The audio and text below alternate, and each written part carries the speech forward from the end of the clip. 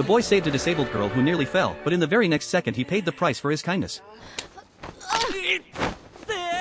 Sunio had no idea why Jose bit him, while Jose felt Sunio shouldn't have touched her. Sunio couldn't understand why this girl was so unreasonable. At that moment Jose's grandmother arrived. Since they were headed in the same direction, they walked together. Jose accused Sunio of following her, but her grandmother told him not to mind her words. When they reached the door, the grandmother, grateful to Sunio, invited him inside for a meal. Sunio hadn't eaten yet, so he agreed. Jose, however, said he was like a stray cat, eating wherever he wandered. Sunio wasn't embarrassed and dug right in. It wasn't that the food was so delicious, but simply that he had no extra money for lunch. Hearing this, the grandmother understood his struggles. Sunio was actually a college student majoring in marine biology. He loved the sea so much that he worked part-time at restaurants, laundries, and swimming pools, never missing a chance to earn money. Also, he could one day study in Mexico and see the dazzling schools of fish there. The grandmother recognized his kindness and ambition. Before he left, she offered him a special job that paid more than all his other part-time work. Sunio accepted without hesitation. The only condition was that he had to follow Jose's instructions completely and never take her out alone. Sunio's hardships were about to begin. Jose's first command was to make him kneel so she could test how long a human could stay that way. Sunio thought she must be possessed by some demon. Her second task was to count all the grids on the tatami mat. Sunio managed to reach 9,999 before the grandmother returned and distracted him, making him lose track. Her third task was to collect 10 four-leaf clovers, since she believed that gathering 10 of them would make every wish come true. Sunio wondered what kind of bad luck had brought such a little devil into his life. At school the next day, his teacher told him that a professor in Mexico had praised his paper and was looking forward to his further studies. This was Sunio's dream. Now he not only had to keep saving money but also study Spanish diligently. Still, Jose's endless demands drove him crazy. Encouraged by classmates, Sunio decided to quit. He went to Jose's house, but she ignored him. He opened her door and was shocked. Her room looked like a blue ocean, filled with paintings of countless fish. He imagined her like a mermaid, joyfully swimming among them. Sunio realized Jose had a gentle side he never expected. While he was still hesitating, he heard the grandmother's voice outside. Jose had slipped out alone. Sunio rushed after her and found her at the railroad crossing. Jose asked him to take her to the sea. If he hadn't seen her room, he might have refused. But now he understood what it meant to long for the ocean yet be unable to reach it. With Sunio by her side, Jose left her home in the daylight for the first time. She bought a ticket for the first time, rode a train for the first time, and was amazed at the crowds. Watching the passing scenery, she was filled with wonder. She told Sunio from now on he would be her servant. When a little boy shouted about an airplane, Jose hurried to search the sky. Soon they arrived at the beach. For her, it was like a dream. She tried to approach the water, but her wheelchair stuck in the sand. She fell to the ground but didn't resist. Instead, she crawled forward with all her strength. Jose needed an answer. She had once asked her father what the ocean tasted like, but he died before giving her one. Sunio was stunned. He never imagined her dream was so simple yet so firm. He picked her up and carried her toward the sea. A wave broke, splashing water across her face. She tasted the salt. It was real. The ocean was salty. Jose laughed with joy beside Sunio, and for a moment they looked like a couple, smiling together in the sunset. The sky itself seemed more beautiful. When they returned home, the grandmother scolded them harshly. She warned Sunio that if it ever happened again, he would be dismissed immediately without pay.